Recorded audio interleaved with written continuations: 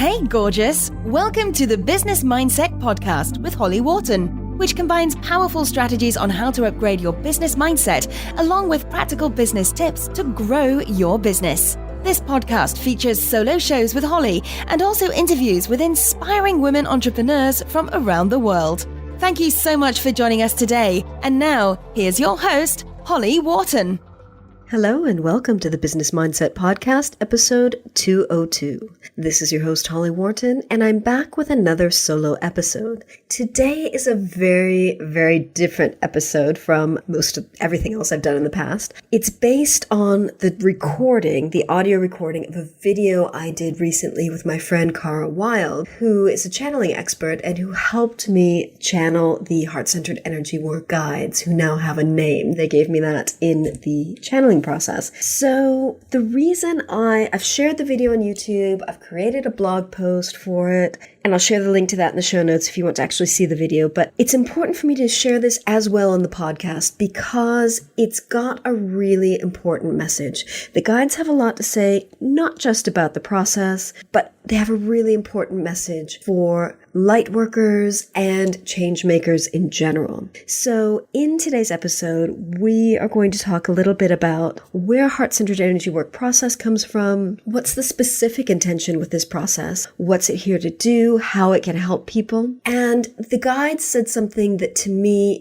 I absolutely loved because it completely coincides with everything I say, is that Heart-Centered Energy Work is not the process. There's no one process that's going to work for everyone in helping you change your beliefs and make mindset shifts and shift your energy. There are so many processes out there and you need to find what works for you. There's no one solution for everyone. There's no one blueprint. And the guides confirmed this. And I think that's really important. So one of the messages they said, and I'm going to say this right now, is that if you're doing this kind of work, you've got to get your message out there. You've got to get your process out there. You've got to get your work out there. And they tell you very specifically how to do that in this episode. So I think this is really, really exciting and really important. They also tell us what's so important about working with the heart center, how you can recognize when you're aligned with that heart space and when you're out of alignment with that heart space, and what can help get you back into alignment. We talk about the importance of speaking up and specifically using your voice to speak up compared to writing, and so much more. They have such a great message to share. So as I said, this is a totally different episode from anything I've done before, but it's such a great message. So I know this is a podcast, you're probably out and about. If you want to take notes on this, but you can't because you're out doing stuff, no worries. There's already a transcript for this and it's already up on my website. So I will direct you to that in the show notes. As usual, you've got access to that transcript already. So you can just go in and either print that off, download it, whatever you would like to do so that you can kind of revisit this message. Because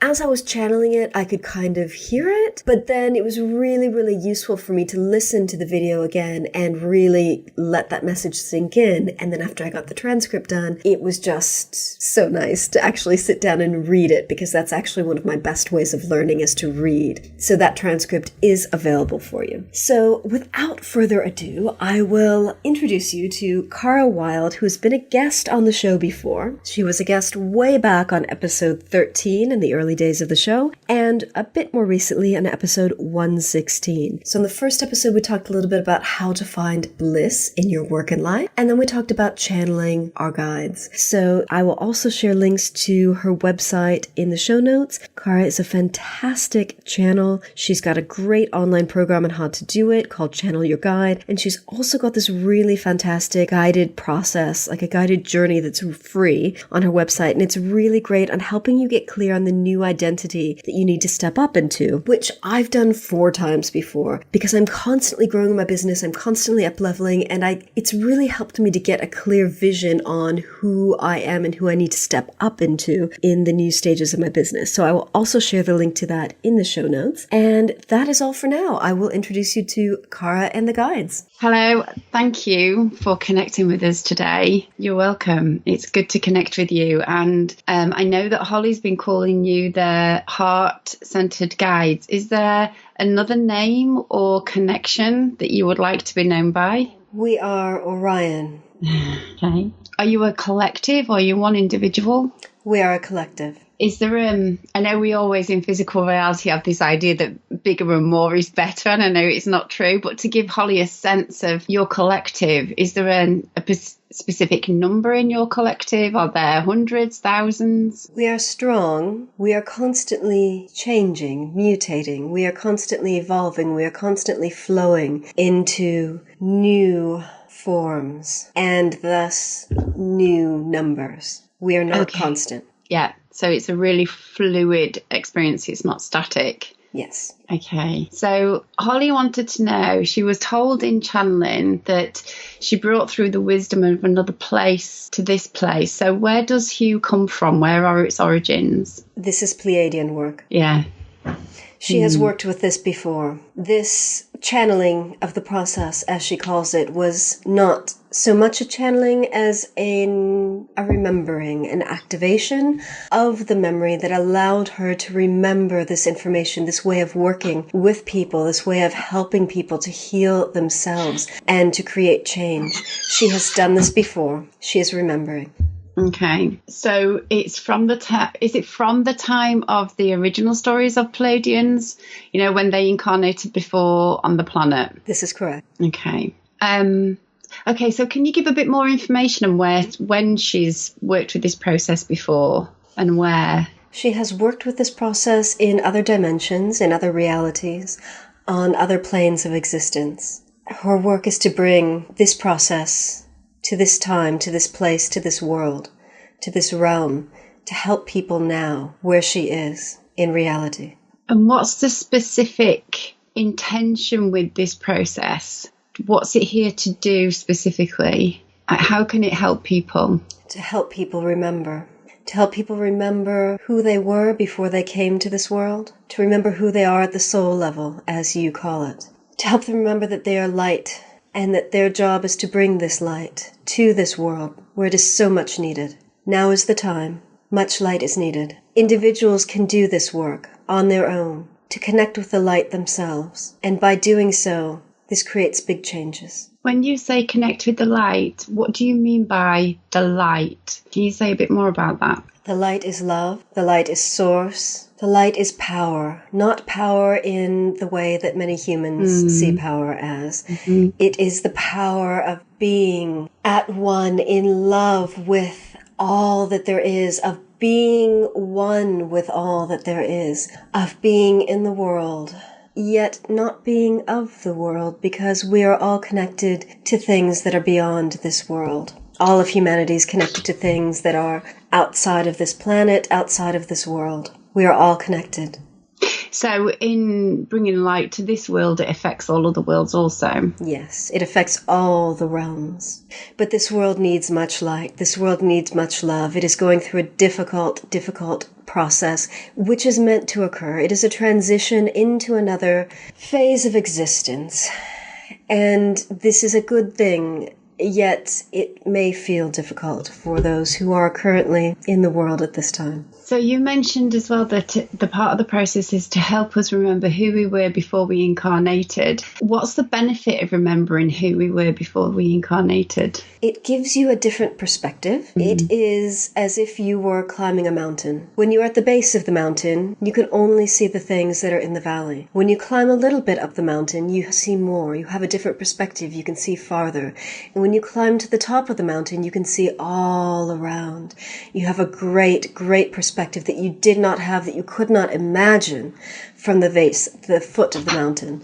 And this is what will help people, humans, to step into the light, to connect with a sense of oneness, to have that perspective from the top of the mountain. I love that. And so they can see different choices from that perspective, and They can see different aspects of themselves. And they can see how everything fits together into a piece like a puzzle. Mm-hmm. It all flows, even if it does not make sense, even if people do not understand things now, it will make sense from that higher perspective. So I know, because I've personally experienced it, a large part of the the heart-centered process is the heart center. Could you say about what is so important about the heart center? The heart is love. The heart is light. The heart is the place where we connect. We connect from heart to heart. Humans connect from heart to heart with other humans, and from there connect to all of the other beings in all the other realms, with the light beings, with energy, with everything. The heart is the place of connection. The heart is the connection to source. The heart is where everything connects together to one another. And the heart is what will give you that sense of connection, that sense of all is one. Wow. So I'm pretty sure Holly won't mind me saying this, but I was connecting with my guides over some personal stuff this weekend, and they were saying that the heart, and actually they referred me to some science, and I know that the heart math is doing this, but that the electromagnetic field of the heart is more powerful than the brain and the gut. It's our most magnetic part of ourselves. So in terms of manifesting or affecting change, actually from that like scientific point of view, it's the most powerful part of our energy system. Would you agree with that? This is correct. We have heard Holly say that her gut is smarter than her head, but there is something that is smarter still, and that is the heart. The heart is the smartest of them all. You are so correct in what you say. So how can people best, other than doing the process obviously, but in their everyday moment-to-moment experience in life, how can they best connect with this heart field? How can they best know that they're like, how can they, first of all, I guess, sorry, back up a bit, I've got two questions now. How do people recognize when they're out of that heart space, and what can help them get back into it? When you are out of the heart space, you feel stuck. You feel frustrated. You feel that things are not going your way. You feel that you want so many things, but you have so little, even if you have so much compared to other humans. You just feel like everything is wrong. You feel unhappy. You may feel depressed. You may feel just so down and dark. And that is when you're out of touch with the heart center. So I think many of us can recognize times when we've lived in those places. So what's the most effective way of, once we've recognized that, go into the heart space? How do we do that? It starts with love. It starts with love for oneself. It starts with acceptance of oneself. And we are aware that this is so difficult for so many humans. We see how you struggle. You must first start with connecting to yourself, with caring for yourself, with loving for yourself. And that could start with this small thing of doing something kind to yourself. It could be even the smallest thing. And then you build upon it and you grow and you connect and you care for yourself. This is not selfish. You must take care of yourself and you must love yourself if you are to love anyone else on this planet. So many humans want that perfect partner. They want the romance. They want the love. And this is not possible. This is never possible. If you do not love yourself first, this is not selfish. You must wipe away that word. It is not selfish. It is caring for yourself. It is loving for yourself. And in that, you ignite your ability to love animals, people, things, everything else that is in this world and all of the worlds. Wow. I love that. So we've got to wipe selfishness out of our vocabulary. Okay, thank you. So I know for Holly, part of the process of it being activated and the process being activated for her was a matter of kind of timing. So is the timing of this important? Did it need to come into this world at this specific time for a specific reason? Yes, as I said, your world is in a state of transition, and this is much needed for help. Not just this process, but many other processes. Everyone will have the process that works for them, but this type of work is very, very much needed in this world as it goes through transition, as it goes through changes, as it lifts up from the dark space into the light space, and as it steps toward that light space. This process is important, but it is just another piece in the puzzle. The more processes that are out there, the easier it will be for people to do this work. But now is the time. Now is the time. People must wake up and take responsibility for their own reality and take the action and do the work. This is why we gave her this word, work. We know that she was uncomfortable with it. We know that people in the healing and transformation world do not often like the word work because they like things to be easy. And that's fine, and things can be easy, but work is important. We must work. You must work to get the changes that you want, and the work can be fun. fun. The work can be play. The work can be easy. The work does not have to be hard work. This is very, very important. It does not have to be hard work. But work must be done. Steps must be taken. You cannot sit back and lounge and expect amazing transformations to occur. You cannot just do nothing and wait for the goodness. You must take steps. Okay, so I think I love that and I really resonate with that. And I think in physical reality, when we think of hard work, we think about going to a job that we don't like, basically. Whereas the work that I think you're talking about is the inner work, is changing the beliefs, the ideas, the expectations, the vibration, however we want to define it. But that's the work that we're here to do. Is that what you meant? That is absolutely correct. The most important part of this, and we think this may be the first step, is taking responsibility for your life. And your reality. Yeah. Yes, you are not at the mercy of outside forces. Yes, things happen. Other people make decisions. Other people take action. Other people make changes. But you are responsible for your own life, for your business, for your job, for your family, for whatever. You are responsible for the reality that you experience in this world. Mm-hmm. Okay, thank you for that. And Holly wanted to know if there is anything else that you want her to know about this process. As we said, it is important to get the process out there, to spread the word about the process, because the more options that people have, the more likely they are to do this work. And if they have not heard of the process, then perhaps they will not begin the work because they have not yet found the process that works for them, or that they enjoy using, or that they find easy to use, or that gets them the results. So in the same way that it is important for all the creators and all the channelers and all the processes out there doing this work, Holly must get the process out there so that people can do the work, and they can jump on the work train and do the work that they're meant to do the work that they're meant to do with themselves, the inner work, the changing the world work. The changing the world work. Okay. So that's making me think, as we change our inner landscape, that's the way that we change our outer landscape. And if we want to live in a better world, we need to change what's going on the inside. Yes, this is correct. Start connecting. And this is the part of taking responsibility for our own lives, for each individual's life. And so you mentioned other channels and other processes, and obviously I'm a channel, and there's a lot of us, and I wondered what guidance you'd got on how we can best support each other. That's making me want to cry. How can those channels best support each other in this time at the moment? Because it's really, it's a lot more common, but it can still feel strange and not isolating, but just it's a completely different way of working and a different way of existing.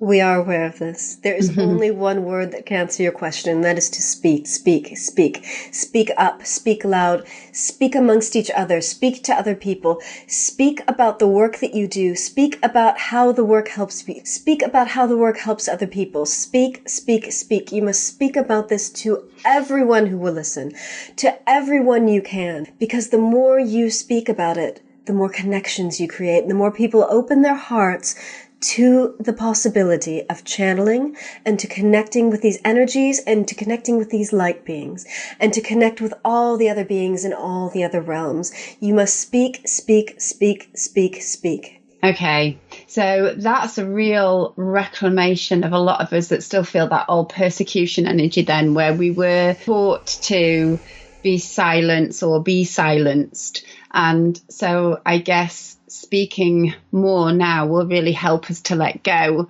of any sense of still being in that time and space. And the more you speak, and the more of you speak, the safer it will feel. Yeah. It is safe. No one will cut off your head for speaking about these things. That may have happened to you in previous lives, but that will not be happening. You will not have a knock at the door and people will come and chop your head off. That no longer happens. It may feel scary because it has happened to you before in previous lifetimes. You may feel that people will judge you. You may feel fear, but the more you speak and the more that people are speaking out about this, the easier it will be. It is what is that thing that you wrote? It's not woo, it's real. That is the message that must get out there. People must stop apologizing for the things that are different. They must just present them as normal because it is a normal part of your reality. And the more that you speak, the more that you speak, the more that you speak, the more people will hear about these things and be open to these concepts.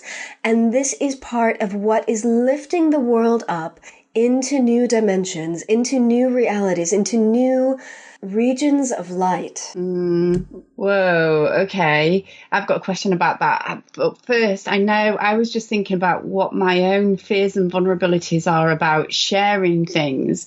I know initially at the beginning for me, it was around, is this too good to be true? What's coming through? Am I giving false hope? You know, when you go into that channeling space, and I received information from the guides, and it was about dreams and aspirations and people becoming like healthy after having cancer and all those kind of things. It's like, oh my God, this feels like such a responsibility, you know, to make sure that I'm getting it right and being that correct kind of channel and picking up the information correctly. But it was this, we're almost programmed to be okay with accepting things as they are now, and hope can feel dangerous to some people sometimes. I just wondered if you've got anything that you could say around that. You are right in that it is a responsibility. It is a big responsibility, but it is not a responsibility to be feared. You are receiving information, and you're receiving information from beings of light who are in different realms, in different on different levels from the humans, and we see things from the top of the mountain that you may not see. Yeah. And so you are the channel, you are the voice, you are the one who must speak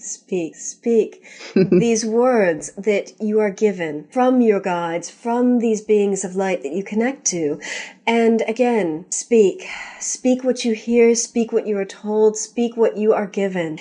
You will know if the ego is standing in the way, and we do not see that being an issue for you or for most of the channels out there. You will know if your ego is stepping in, and you can stop, you can take a deep breath, you can step away from the message, and you can come back if that is an issue. But it is about speaking what you are given. And yes, some people are not ready to hear hope. Some people are not ready to hear the light. Some people are not ready for the big messages.